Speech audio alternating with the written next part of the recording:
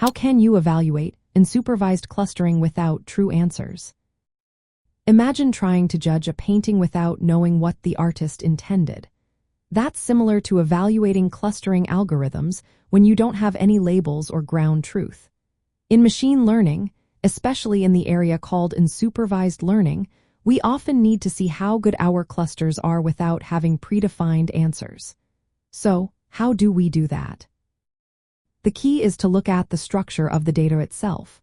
We use internal validation metrics that measure how tightly grouped the data points are within each cluster and how well separated different clusters are from each other. These metrics don't need any external labels. They just analyze the data's natural patterns. One popular metric is called the silhouette coefficient. It gives a score between -1 and 1.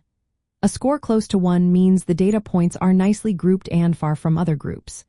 If the score is near -1, it suggests the points are mixed up or overlapping.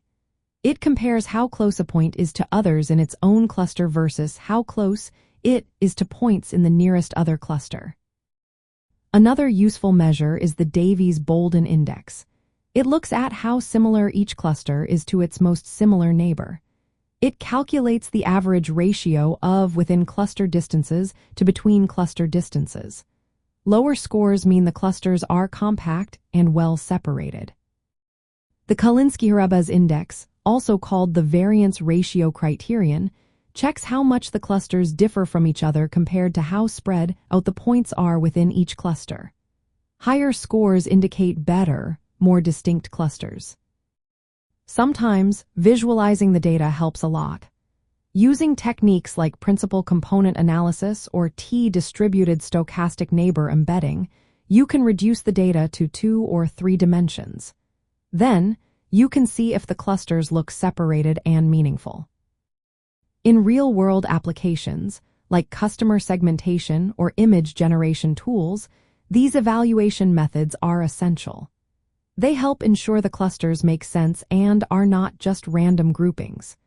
This is especially important when models are used to make decisions or generate content. Remember, no single metric is perfect. Combining multiple metrics and visual checks gives a clearer picture of how well your clustering is performing. By focusing on how cohesive and separated the clusters are, you can judge the quality of your unsupervised learning without needing any true answers. That way, you can trust your models to find real patterns in data on their own.